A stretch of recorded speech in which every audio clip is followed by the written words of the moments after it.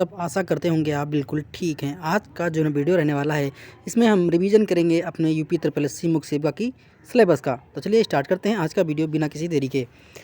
Thumbnail जान के आप जान गए होंगे कि आज का टॉपिक क्या रहने वाला है। आज हमारा जो टॉपिक है वो है सामाजिक परिवर्तन, यानी कि सामाजिक परिवर्तन क्या होता है, कैसे होता है और उसके प्रभावित करने वाले कारण या किसकी वजह से होता है, ये सब चीज़ें इस वीडियो में डिस्कस करने वाले हैं। सामाजिक परिवर्तन यानी कि सोशल चेंज क्या होता है। सामाजिक परिवर्तन, सामाजिक प्लस परिवर्तन दो शब्दों से बना है।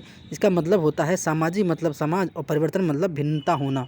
समाज में जो भी भिन्नता होती है वो हमारी सामाजिक परिवर्तन के अंतर्गत आती है, उसे हम पढ़ेंगे।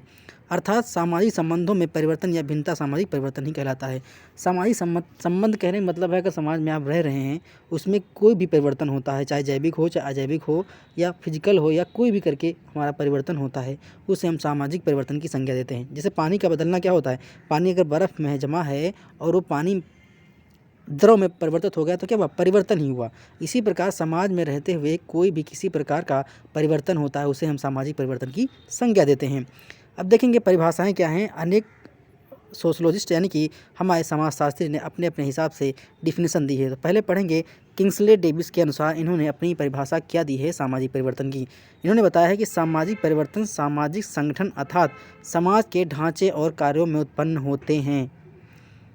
जो संगठन होते हैं समाज के ढांचों और कार्यों में उत्पन्न होते हैं, यानी कि इन्होंने सामाजिक परिवर्तन को एक कार्य के रूप में बताया है कि जो कार्य होता है उससे जो हमारा सामाजिक परिवर्तन होता है वो हमारा सामाजिक परिवर्तन के अंतर्गत आता है। कार्य के लेकर ढांचे और कार्यों को इन्होंने अपना बेस बनाया है सामाजिक परिवर्तन को लेकर। ठीक है, दूसरा देखो आप जो ये मैं फिर आपको बता दूं, आज हम MCQ टाइप क्वेश्चन जो चैप्टर वाइज वाले करवाए थे विवाह और परिवार के, वहाँ पर हमने लगभग नहीं तो 10, 15, 20 क्वेश्चन आपको ऐसे करवाए थे जो सीधा स्टेटमेंट थे, कथन थे या उनकी परिभाषा ये थी। आप हमारे यूट्यूब चैनल पर भी जाके देखेंगे, चेकआउट करेंगे तो वहाँ पर आज हमने chapter wise MCQ type question करवाया है और ये हमारा दूसरा वीडियो है। ठीक है, चैप्टर वाइज वाला पहला मैंने करवाया था मुख्य सेविका की जिम्मेदारी, दूसरा हमारा है परिवार विवाह वाला। ठीक है, तो उनमें हमने वहाँ पर देखा था कि क्वेश्चन स्टेटमेंट के तौर पे बहुत ज़्यादा क्वेश्चन पूछे जाने हैं। आपके एग्जाम में देखना स्टेटमेंट वाले कम से कम नहीं तो 10 क्वेश्चन जरूर पूछे जाएंगे आपके एग्जाम में, देखना एक ये श्योरिटी है।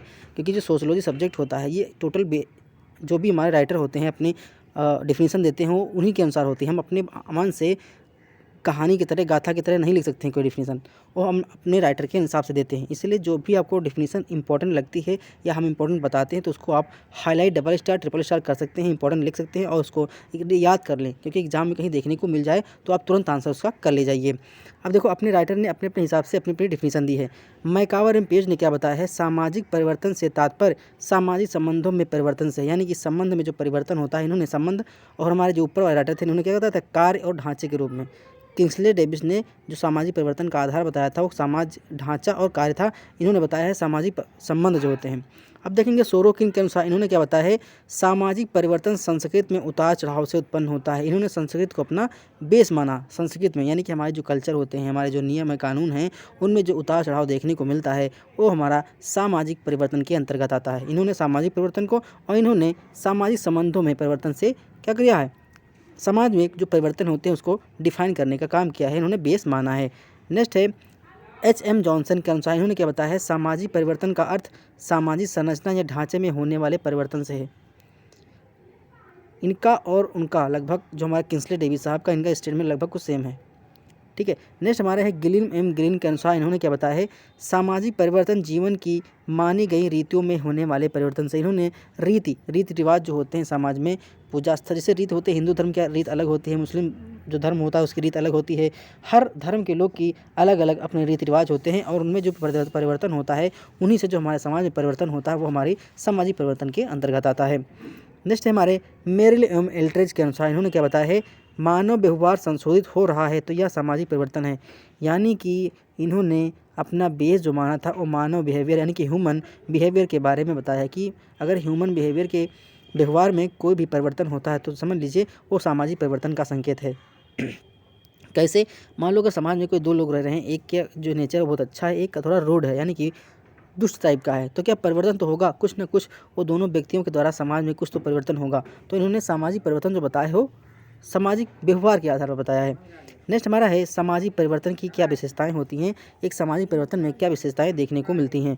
सामाजिक परिवर्तन की प्रकृति सामाजिक होती है, सामाजिक परिवर्तन की जो प्रकृति होती है वो सामाजिक होती है।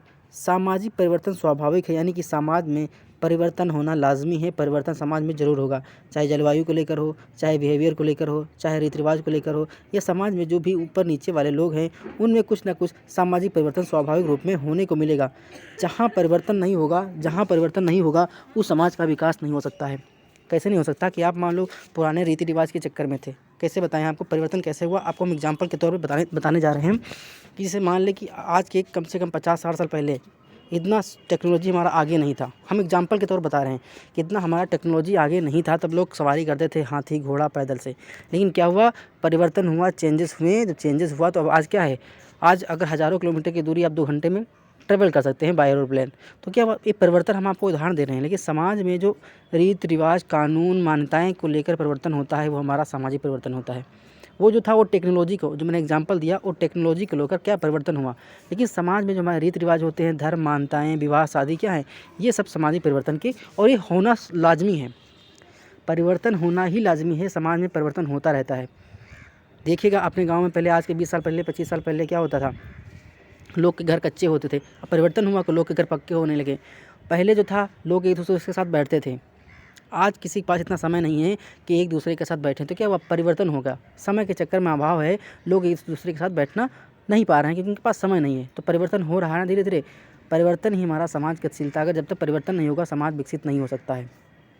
आप अपने में परिवर्तन लाएंगे, डेली अच्छे से पढ़ रहे हैं, सोच रहे हैं कि आज हम 2 घंटा पढ़ते हैं, आज 4 घंटा पढ़ेंगे। परिवर्तन अपने आप में करिएगा तो आप देखेगा आप में भी इम्प्रूवमेंट देखने को मिलेगा। नेक्स्ट है हमारा सामाजिक परिवर्तन की गति असमान होती है। गति असमान होती है, गति कहने का मतलब है कभी सामाजिक परिवर्तन जो गति होगी तेज़ होगी, कभी कम होगी। अब मैं बताऊँ, कोरोना काल के समय में जो हमारी परिवर्तन था बहुत कम हुआ क्योंकि लोग बाहर नहीं निकल पा रहे थे, ठीक, अपना काम नहीं कर पाए, तो वहाँ पर जो परिवर्तन था वो कम देखने को मिला।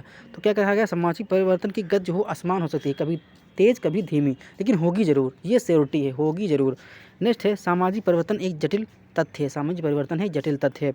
सामाजिक परिवर्तन की भविष्यवाणी नहीं की जा सकती।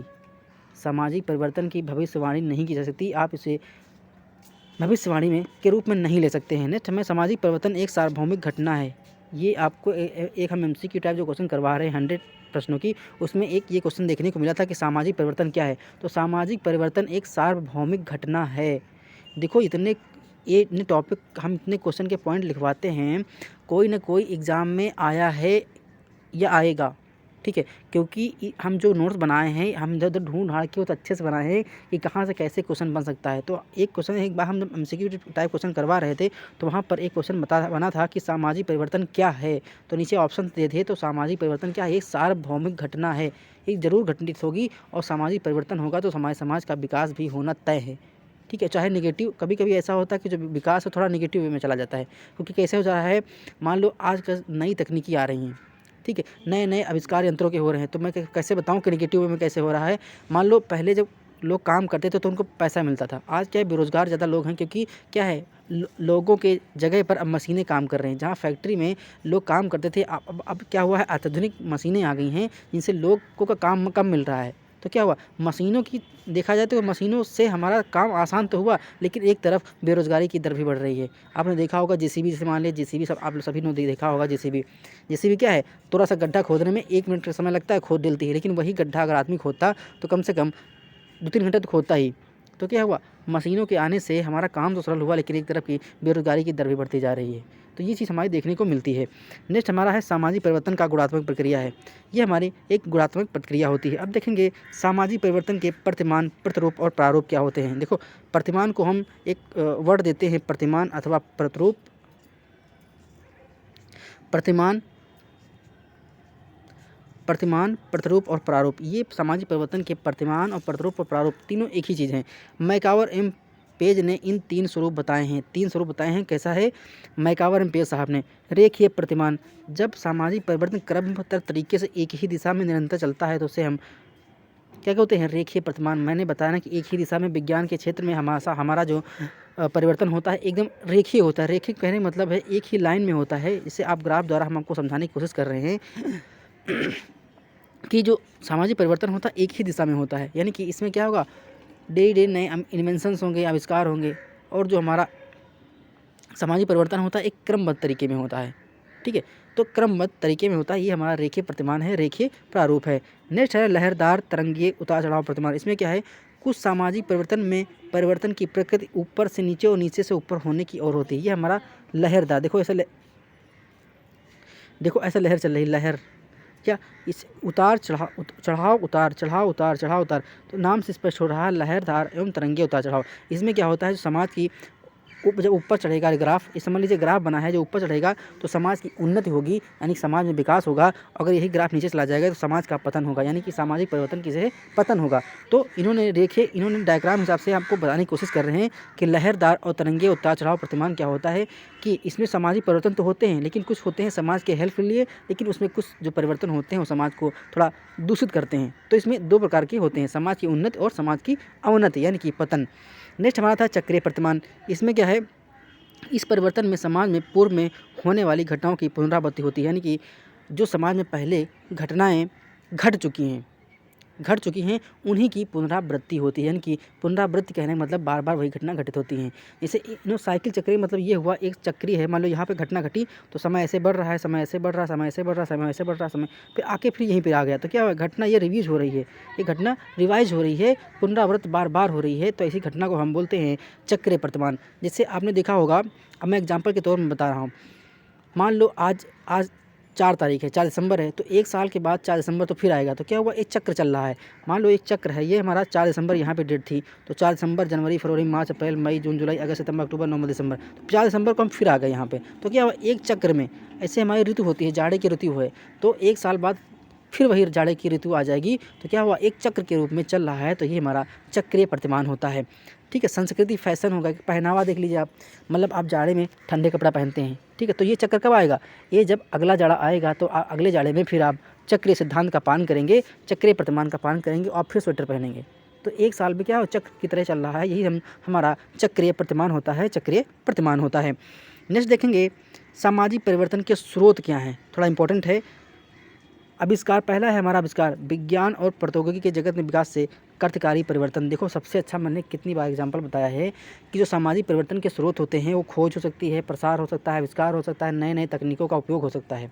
कैसे हो सकता है, जैसे समाज में मैंने एग्जाम्पल अभी दिया था कि पहले लोग पैदल चलते थे, अब कार, बसें, हेलीकॉप्टर सबसे चल रहे हैं। तो क्या हुआ, सामाजिक परिवर्तन हुआ, लेकिन किस क्षेत्र में हुआ, ये हमारा आविष्कार के क्षेत्र में हुआ, टेक्नोलॉजी के क्षेत्र में हुआ। तो कुल मिला के परिवर्तन तो हुआ समाज में ना, ठीक है, लोगों का समय बचा, पैसा अधिक लग रहा है बात अलग, लेकिन समय बचा, ठीक है। तो सामाजिक परिवर्तन था, लेकिन किस क्षेत्र में था, ये आविष्कार के क्षेत्र में था। तो ये हमारा आविष्कार के क्षेत्र में सामाजिक परिवर्तन देखने को मिलते हैं। दूसरा हमारा खोज, मनुष्य ने अपने ज्ञान और अनुभव के आधार पर अपनी समस्याओं को सुलझाने और बेहतर बनाने के लिए उनकी खोज की। अच्छा ये बताइए, हम आपको क्वेश्चन पूछ रहे हैं आपसे, विश्व में सबसे पहले टीका किस चीज़ का खोजा गया था? आप कमेंट बॉक्स में बताइएगा कि विश्व में सबसे पहले किस बीमारी का टीका खोजा गया था और किसने खोजा था, इस क्वेश्चन कमेंट बॉक्स में बताइएगा। तो ये भी तो एक प्रकार का परिवर्तन ही है, तो खोज ही तो है। कोई साइंटिस्ट थे, उन्होंने अपना टीका खोजा, तो क्या किया, समाज में परिवर्तन होती किया, चाहे वो क्या है, खोज के तौर पे हमारा परिवर्तन हुआ, लेकिन परिवर्तन तो हुआ, वो खोज के यानी कि आविष्कार के रूप में, इन्वेंशन के रूप में, आविष्कार के रूप में क्या हुआ, उस चीज़ को खोजा। तो आप कमेंट बॉक्स में बताइएगा कि विश्व में सबसे पहले टीका किस बीमारी का खोजा गया था और किसने खोजा था। हमने ये क्वेश्चन कई बार बताया है, कई बार करवाया है, आप कमेंट बॉक्स में छाप दीजिएगा कि विश्व में सबसे पहले टीका किस बीमारी का और किसने खोजा था, ठीक है। नेक्स्ट हम देखेंगे प्रसार, डिफ्यूजन में क्या है, सांस्कृतिक जगत के परिवर्तन में प्रसार का प्रमुख योगदान रहा है, जैसे पश्चिमीकरण, भूमंडलीकरण और आधुनिकीकरण, ये हमारे क्या डिफ्यूजन के हिसाब से हैं। पश्चिमीकरण करने में मतलब होता है कि हम इंडियन कल्चर से वेस्टर्न कल्चर में जा रहे हैं, ठीक है, जो हमारा भारतीय समाज है वो इंडियन कल्चर से वेस्टर्न कल्चर में जा रहा है। कहने का मतलब है हम लोग वेस्टर्न कल्चर को अपना रहे धीरे धीरे। ऐसा वेस्टर्न कल्चर क्या होता है, वेस्टर्न कल्चर कहने का मतलब होता है पश्चिमी क्षेत्र, जैसे कि पहनावा में अंतर हो रहा है, पहले लोग धोती कुर्ता पहनते थे, अब क्या है जीन्स वगैरह जो भी पहनते हैं लोग, तो ये क्या है, पहनावा में भी क्या है, परिवर्तन हो रहा है, वेस्टर्न कल्चर को हम लोग अपना रहे हैं। नेक्स्ट हमारा है आंतरिक विविधीकरण, प्रत्येक समाज में अपनी आवश्यकता के अनुसार धीरे धीरे विशेष स्थिति में परिवर्तन होता है। उद्विकास सिद्धांत ने स्वतः चलने वाली आंतरिक विविधीकरण का प्रक्रिया किया है। आप इसको नोट डाउन कर लीजिए कि उद्विकास से सिद्धांत में स्वतः चलने वाली आंतरिक विविधीकरण की प्रक्रिया है, इसको आप अच्छे से नोट डाउन कर लीजिए। नेक्स्ट है सामाजिक परिवर्तन की अवधारणाएं क्या होती हैं। प्रगति, पहली अवधारणा हमारी है प्रगति। कहीं आपको क्वेश्चन में देखने को मिल जाए कि बताओ सामाजिक परिवर्तन की अवधारणाएं क्या हैं, तो हमारी होती है प्रगति होती है, सामाजिक आंदोलन होते हैं, विकास होते हैं। ये हमारी सामाजिक परिवर्तन की अवधारणाएं होती हैं। पहला देखेंगे प्रगति क्या है। सामाजिक परिवर्तन की निश्चित दिशा होती है, यानी कि सामाजिक जो परिवर्तन है इसकी मैंने अभी बताया था कि एक निश्चित दिशा होती है। कैसे होती है, जैसे हम कोई आविष्कार कर रहे हैं तो निश्चित दिशा में होगा। अगर कोई ऋतु का चक्रीय परिवर्तन हो रहा है तो चक्र में होगा, उसकी एक दिशा, उसकी एक डायरेक्शन जो है डिफिनिट होगी। ठीक है, और प्रत्युष जो हमारी ये प्रगति होती है वो हमेशा सदैव एक सकारात्मक दिशा में होगी, एक सकारात्मक होगी, पॉजिटिव वे में होगी। तो ये हमारा प्रगति होगा। दूसरा हमारा विकास डेवलपमेंट, शहरी आधुनिकीकरण प्रौद्योगिकीकरण। कैसे शहरीकरण हो गया, लोग अब क्या था, पहले लोग गांव में रहते थे, अब देखा होगा गांव में के लोग अपनी नौकरी के चक्कर में, पैसे के चक्कर में, पैसा कमाने के चक्कर में लोग शहर की तरफ पलायन कर रहे हैं। क्यों कर रहे हैं, क्योंकि गांव में उनको इतने संसाधन, इतने साधन उपलब्ध नहीं हैं कि से वो अपना जीविकोपार्जन कर पाएँ। मैं एक बता दूं, जैसे कोई यूपी का स्टेट ले लीजिए, कानपुर, लखनऊ, कुछ भी गाज़ियाबाद ले लीजिए, तो देखा होगा अपने गांव के लोग जो होते हैं काम करने लखनऊ, गाज़ियाबाद, मेरठ या फिर कहीं अच्छे इंडस्ट्रियल एरिया में क्यों जाते हैं, क्योंकि वहाँ पर उनको संसाधन मिल रहा है। तो एक प्रकार देखा जाए तो डेवलपमेंट के हिसाब से क्या हो रहा है, डेवलपमेंट के बेस पर परिवर्तन समाज में हो रहा है। कैसे हो रहा है, मान लो इंडस्ट्री यहाँ लखनऊ में लगी, कानपुर, मेरठ कहीं पे इंडस्ट्री लगी है, तो वहाँ पर इंडस्ट्री की वजह से वहाँ पर डेवलपमेंट हुआ है, इसलिए डेवलपमेंट के चक्कर में लोग पैसा कमाने के चक्कर में दूसरे शहर को शिफ्ट कर रहे हैं। तो क्या हुआ, इस समाज में परिवर्तन तो हो रहा है। दूसरा हमारा आधुनिकीकरण। आधुनिकीकरण कहने का मतलब ये है, लोग घूम फिरा के बात वहीं आ रही है, हम लोग आधुनिक हो रहे हैं।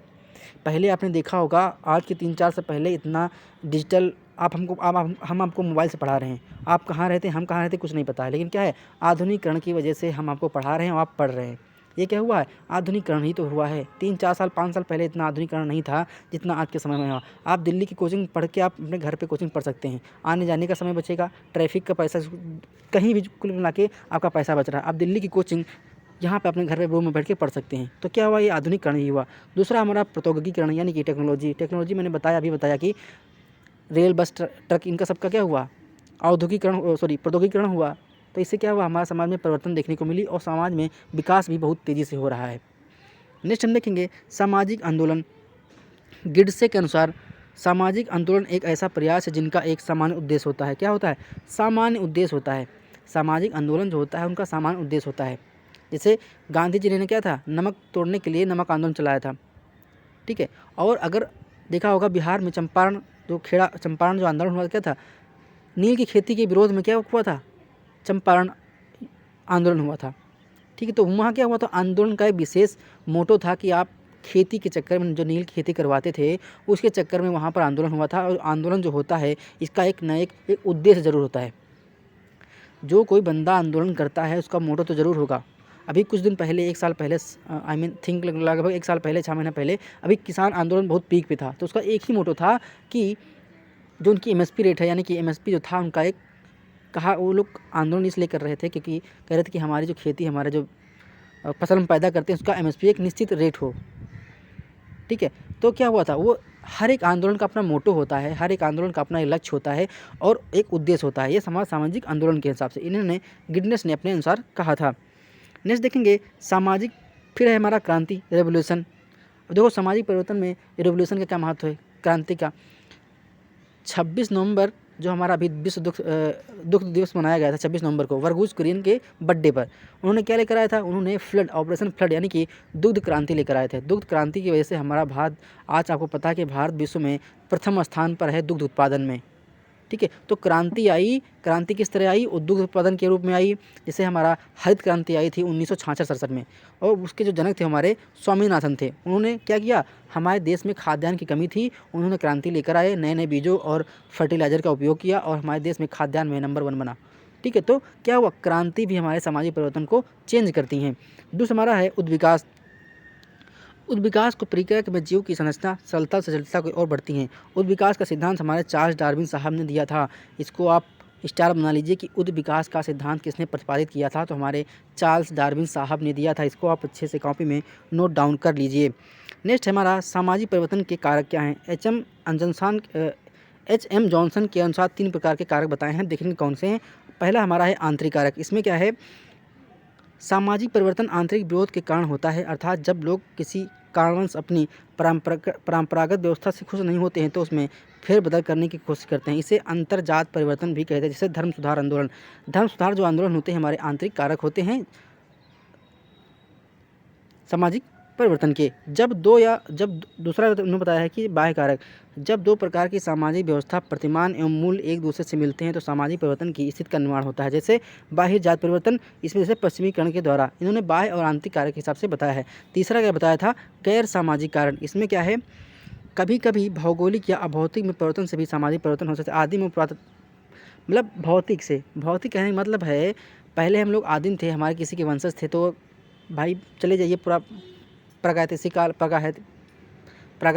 काल में, ठीक है, प्री हिस्टोरिक पीरियड में, तो वहाँ पर आपको देखने को मिला कि लोग ऐसे रहते थे, उनका खाना बदों से जीवन था। तो क्या हुआ, चेंज हुआ, हम लोग वहाँ से यहाँ तक कितना डेवलप कर पाए हैं। तो कहने का मतलब ये सामाजिक कारक में भी परिवर्तन देखने को मिलता है। अब देखेंगे मैकावर एवं पेज ने 3 कारक बताए हैं, प्रौद्योगिकी कारक, जैविक एवं सांस्कृतिक कारक। ठीक है, आप इसको लिख लीजिए कौन से राइटर ने कितने कारक बताए थे सामाजिक परिवर्तन को। आप अच्छे से नोट, इतना शॉर्ट नोट बनाएंगे तभी एग्जाम में फाइट कर पाएंगे। ज़्यादा हैवी और लेंथी आपको नोट्स नहीं बनाना है। जिन लोगों को नोट्स चाहिए तो हम अपने वीडियो के डिस्क्रिप्शन बॉक्स में टेलीग्राम चैनल का लिंक पड़ा है, आप उस पर क्लिक करके हमारे टेलीग्राम चैनल से जुड़ सकते हैं और वहाँ पर आपको फ्री ऑफ कॉस्ट ये सारे मेरे हाथ के बने नोट्स वहाँ पर अवेलेबल हैं, आप उनको पढ़ सकते हैं। और प्रिंट आउट तो निकलवा के भी पढ़ सकते हैं, चाहे तो आप नोट्स बना भी सकते हैं जैसे आपको सही लगे। नेक्स्ट हमारे थे एंथनी गिंडेंसे के अनुसार इन्होंने क्या बताया है, भौतिक कारक, राजनीतिक और सांस्कृतिक। इन्होंने भी 3 कारक बताए हैं, यानी कि यहाँ पे 3 राइटर दिए हैं और तीनों ने 3 कारक बताए हैं। नेक्स्ट हमारा सामाजिक परिवर्तन के सिद्धांत। सामाजिक परिवर्तन का सिद्धांत जो है हमारा, इसके समर्थक कौन है, यहीं कहीं आपको देखने को मिल जाए कि सामाजिक परिवर्तन का जो चक्रीय सिद्धांत था किसने प्रतिपादित किया था या किसने समर्थन किया था। तो इसके जो 3-4 राइटर हैं आप इसको अच्छे से ले लीजिए, क्योंकि हम MCQ टाइप क्वेश्चन वहाँ पे करवा रहे थे, तो वहाँ पर हमने देखा था कि जो सामाजिक परिवर्तन का चक्रीय कारक था उसके सिद्धांत के प्रतिपादक दिए थे, तो आपको वहाँ पर सही आंसर करना था। तो सामाजिक परिवर्तन का जो चक्रीय सिद्धांत होता है उसके स्पेंगलर, सोरोकिन, टैनबी और पेरेटो, ये 4 राइटर जो थे हमारे, ये सामाजिक परिवर्तन का चक्रीय सिद्धांत का प्रतिपादन किया था या उनके समर्थक थे। अब देखेंगे सामाजिक परिवर्तन का रेखीय सिद्धांत, इसके समर्थक कौन थे हमारे, August Comte, Herbert Spencer, Karl Marx, Thorstein Veblen and Hobhouse. ये 5 राइटर थे जो सामाजिक परिवर्तन का रेखीय सिद्धांत के प्रतिपादक या उनका समर्थन करते थे। आप इसको स्टार मार करके लिख लीजिए, क्योंकि हम जब एग्जाम में क्वेश्चन करवा रहे थे अभी MCQ टाइप क्वेश्चन जब करवा रहे थे तो वहाँ पर सामाजिक परिवर्तन का चक्रीय सिद्धांत किसने दिया था, ऐसा क्वेश्चन बना था। तो वहाँ पर जो हमारा राइट आंसर था वो था सोरोकिन। ठीक है, तो ऐसे क्वेश्चन देखो, आप नोट्स बनाते हैं, आपको कैसे पढ़ना मैं आपको बताता हूँ कि एग्ज़ाम में क्वेश्चन कैसे बनेगा। आप कितना सही अच्छा पढ़ लेते हैं ये बात मैटर नहीं करती, आप कैसे क्वेश्चन को बना पाते हैं अपने मन में और कैसे आपके एग्ज़ाम में क्वेश्चन आता है, ये मैटर करता है। ठीक है, पढ़ाने के तो हम कुछ भी पढ़ा देंगे, लेकिन आप पढ़ते हैं, आपको कितना पता होता है और कैसे एग्ज़ाम में क्वेश्चन को करना है, ये आपको बहुत ज़रूरी होता है जानना। इसलिए बार बार बीच में हम आपको ऐसे बताते भी कि क्वेश्चन ऐसे जैसे बनता है एग्ज़ाम में, ऐसे ऐसे क्वेश्चन देखने को मिल सकता है। इसलिए आप चीज़ों को डेली रिविज़न भी करेंगे तभी आपको चीज़ें आसान लगेंगी। नेक्स्ट हमारा है पीटरिम सोरोकिन का सिद्धांत। इन्होंने क्या बताया है,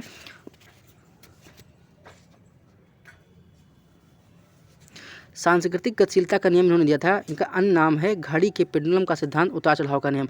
घड़ी के पेंडुलम जानते हो, ये ऐसे होता है, ऐसे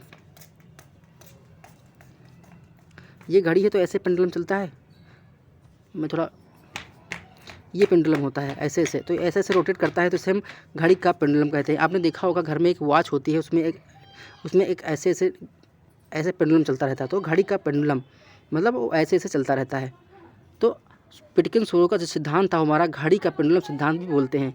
पीटरिम सोरोकिन सिद्धांत को घड़ी का पेंडुलम सिद्धांत भी बोलते हैं या उतार चढ़ाव का सिद्धांत भी बोला जाता है।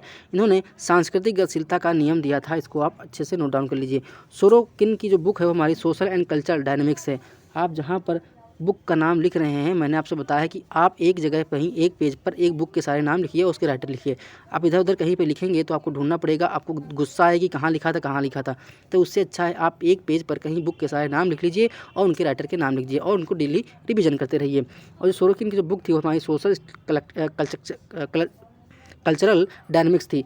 सोरोकिन ने सामाजिक परिवर्तन में 3 संस्कृतियों का योगदान दिया है। पहला हमारा है चेतनात्मक संस्कृति। इस संस्कृति का संबंध मानव चेतना अथवा इंद्रियों से होता है, अर्थात इसका ज्ञान हम देखकर सुनकर कर सकते हैं। यानी कि इन्होंने चेतनात्मक संस्कृति का, यानी कि कोई भी परिवर्तन समाज में हो रहा है उसका हम इंद्रियों द्वारा पता लगाकर आपको बताएं कैसे होता है। जैसे परिवर्तन, आप खाना बना रहे हैं, खाना जल गया, लेकिन आप स्मेल से जान जाएंगे कि खाना जल गया। तो क्या हुआ, हम अपनी इंद्रियों का यूज़ करके जान पा रहे हैं कि हमारा खाना जल गया, खाना ख़राब हो गया। तो क्या हम देख कर सूंघ कर जान जाते हैं अपनी इंद्रियों को। इंद्रियां हमारी क्या होती हैं, आँख, नाक, कान, गला, ये सब हमारी इंद्रियां होती हैं। तो इनका उपयोग करके हम परिवर्तन को जान सकते हैं। नेक्स्ट हमारा है, और बताएं इससे आपको ठंडी लगती है तो कैसे लगती है। आपको पता चलता है कि आपको ठंडी कैसे लग रही है, आपको पता चलता है कि आपकी त्वचा बता रही है कि हमको ठंडा लग रहा है। तो आप देख कर सूंघ के जान भी सकते हैं। नेक्स्ट हमारा है भावात्मक संस्कृति। इसका संबंध भावना, ईश्वर व धर्मात्मा नैतिकता से होता है। इसमें मोक्ष एवं ईश्वर प्राप्ति को अधिक महत्व दिया गया है भावनात्मक संस्कृति में। नेक्स्ट हमारा है आदर्शात्मक संस्कृति। यह संस्कृति चेतनात्मक भावात्मक संस्कृति का मिश्रण है। सोरोकिन इस प्रकार की संस्कृति को उत्तम मानते हैं। ठीक है, चेतात्मक, आदर्शात्मक और भावात्मक, इन्होंने 3 बताए हैं। यह सभी उतार चढ़ाव के रूप में पेंडुलम घड़ी की भांति एक स्थिति से दूसरी स्थिति के बीच होता है। पेंडुलम की भांति यानी पैसे आपने देखा होगा कि आपके वहाँ अगर कोई पेंडुलम वाली घड़ी हो तो ऐसे वैसे वो चलती रहती है। ऐसे हमारा पेंडुलम होता है तो ऐसे ऐसे यहाँ पे गोल गोल ऐसे ऐसे चलता रहता है, पेंडुलम की भांति चलता रहता है। अब देखेंगे ओस्टवाल स्प्रेंगलर का सिद्धांत। इन्होंने क्या बताया है कि सामाजिक परिवर्तन का चक्रीय सिद्धांत इन्होंने भी दिया था। और सामाजिक परिवर्तन की कभी भी सीधी रेखा में नहीं होते ही, बल्कि एक चक्र की भांति चलता है। चक्रीय सिद्धांत दिया था, यानी कि चक्र के रूप में चलता है। मनुष्य जन्म लेता है, जैसे युवा हुआ, वृद्ध हुआ, मर जाता है, फिर उसने फिर जन्म लिया, फिर युवा हुआ, वृद्ध हुआ, मर गया। क्या हुआ, एक चक्र में चल रहा है। और इनकी जो बुक थी वो हमारी थी द डिक्लाइन ऑफ वेस्ट। क्या थी, द डिक्लाइन ऑफ वेस्ट। तो आप दोनों जो बुक बताए हैं उनको लिख लीजिएगा।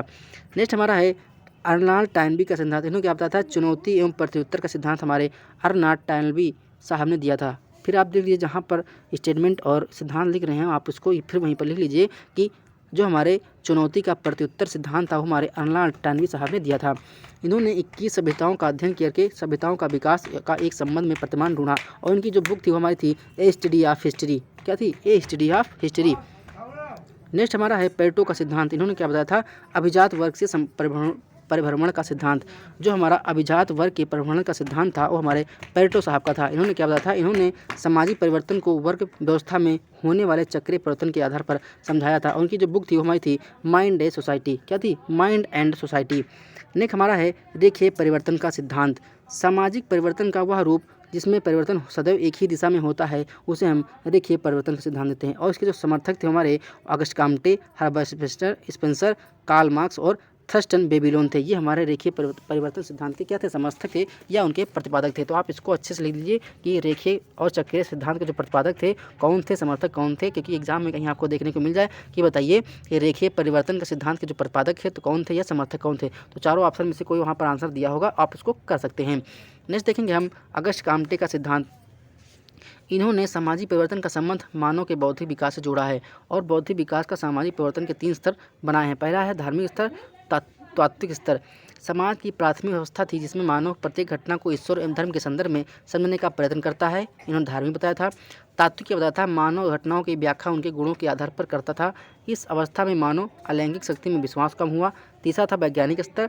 मानव घटनाओं की व्याख्या धर्म, ईश्वर एवं अलौकिक शक्तियों के आधार पर नहीं करता, लेकिन वैज्ञानिक नियमों का तर्क के आधार पर करता है, यानी कि वैज्ञानिक जो नियम हैं वो तर्क के आधार पर होते थे। अब देखेंगे हम हर्बर्ट स्पेंसर का सिद्धांत। इनका सिद्धांत चार्ल्स डार्विन के उद्विकास सिद्धांत से प्रेरित था। जो हर्बर्ट स्पेंसर साहब का जो सिद्धांत था वो हमारा चार्ल्स डार्विन के उद्विकासीय सिद्धांत से प्रतिपादित था। सिद्धांत क्या था, प्राकृतिक पर्यावरण का सिद्धांत। प्रकृति में वही लोग जीवित रहते हैं जो प्रकृति के अनुरूप अपने आप ढाल पाते हैं और मतलब कहने का मतलब है प्रकृति में वही लोग सर्वाइव कर पाएंगे जो अपनी प्रकृति के हिसाब ढाल पाते हैं। आज डायनासोर क्यों नहीं है, क्योंकि वो क्या हुआ, अपने आप को प्रकृति के हिसाब से नहीं ढाल पाए, सामाजिक परिवर्तन में नहीं ढल पाए और क्या हो गया, विलुप्त हो गया अंततः। तो जो यही हमारा डार्विन का उद्विकासीय सिद्धांत ये होता है कि आप जिस अंग की यूज नहीं करेंगे वो आपका अंग विलुप्त हो जाएगा। ठीक है, यही हमारा डार्विन का उद्विकासीय सिद्धांत था। नेक्स्ट हमारा है कार्ल मार्क्स का सिद्धांत, वर्ग संघर्ष का सिद्धांत। इन्होंने क्या बताया है, इसका जो अन्य नाम है वो हमारा आर्थिक निर्धारणवाद का सिद्धांत और सामाजिक परिवर्तन का प्रौद्योगिकी सिद्धांत। ये हमारे कार्ल मार्क्स के सिद्धांत थे। कार्ल मार्क्स ने बताया है, कार्ल मार्क्स के अनुसार समाज 2 वर्गों में बटा था। कितने वर्गों में, 2 वर्गों में। पहला जिसका उत्पादन के साधन पर नियंत्रण यानी पूंजीपति, जो श्रम से जीवन यापन करता हो मतलब श्रमिक। इन्होंने 2 वर्गों में बांटा था। नेक्स्ट हमारा है थर्स्टीन बेबीलोन का सिद्धांत, प्रौद्योगिकीवाद निर्णय का सिद्धांत। सामाजिक परिवर्तन के लिए प्रौद्योगिकी दशाओं में उत्तरदायी माना गया है। यह थर्सडीन का हमारा था। तो इतना ही वीडियो में था। सामाजिक परिवर्तन से इससे बाहर कोई क्वेश्चन नहीं जाएगा, या आप यकीन मान लीजिए, क्योंकि इतना आप कर ले जाएंगे तो आपका क्वेश्चन इसमें से जरूर बनेगा और आप कर भी जाएंगे। अगर आपको वीडियो अच्छी लगती है तो प्लीज़ वीडियो को लाइक करिए, शेयर करिए, सब्सक्राइब करिए और देखते रहिए हमारा यूट्यूब चैनल एग्जाम आज जो क्लासेस। मिलते हैं नेक्स्ट वीडियो में। धन्यवाद, शुक्रिया, आपका दिन शुभ हो।